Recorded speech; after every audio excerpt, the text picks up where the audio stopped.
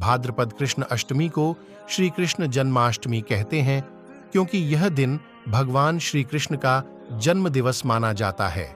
इसी तिथि की घनघोर अंधेरी आधी रात को रोहिणी नक्षत्र में मथुरा के कारागार में वसुदेव की पत्नी देवकी के गर्भ से भगवान श्री कृष्ण ने जन्म लिया था।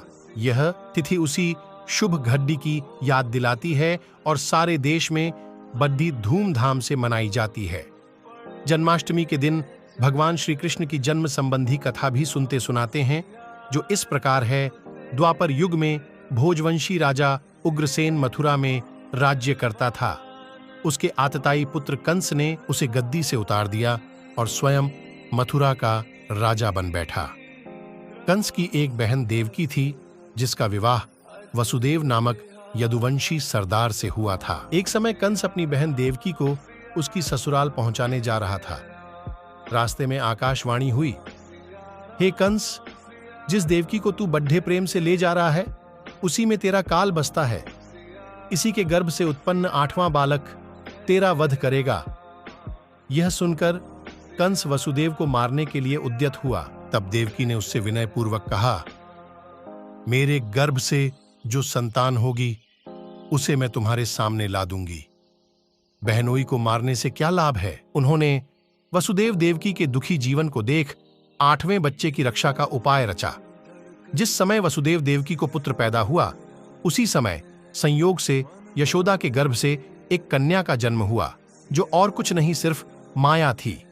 जिस कोठरी में देवकी वसुदेव कैद थे, उसमें अचानक प्रकाश हुआ और उनके सामने शंख, चक्र, गदा, पद्म धारण किए चतुर्भुज भगवान प्रकट हुए। दोनों भगवान के चरणों में गिर पड़े। तब भगवान ने उनसे कहा, अब मैं पुनः नवजात शिशु का रूप धारण कर लेता हूं। तुम मुझे इसी समय अपने मित्र नंद जी के घर वृंदावन में भेज आओ और उनके यहाँ जो कन्या जन्मी है उसे लाकर कंस के हवाले कर दो। इस समय वातावरण अनुकूल नहीं है, फिर भी तुम चिंता न करो। जागते हुए पहरेदार सो जाएंगे, कारागृह के फाटक अपने आप खुल जाएंगे और उफनती अथाह यमुना तुमको पार जाने का मार्ग दे देगी। उसी समय वसुदेव नवजात शिशु रूप श्री कृष्ण को सूप में रखकर कारागृह से निकल पडिडीढ़े और अथाह यमुना को पार कर नंद जी के घर पहुंचे। वहां उन्होंने नवजात शिशु को यशोदा के साथ सुला दिया और कन्या को लेकर मथुरा आ गए। कारागृह के फाटक पूर्ववत बंद हो गए। अब कंस को सूचना मिली कि वसुदेव देवकी को बच्चा पैदा हुआ है।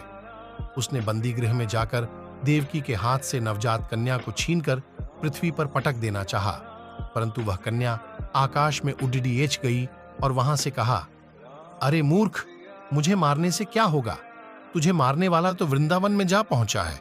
वह जल्द ही तुझे तेरे पापों का दंड देगा। ये है कृष्ण जन्म की कथा।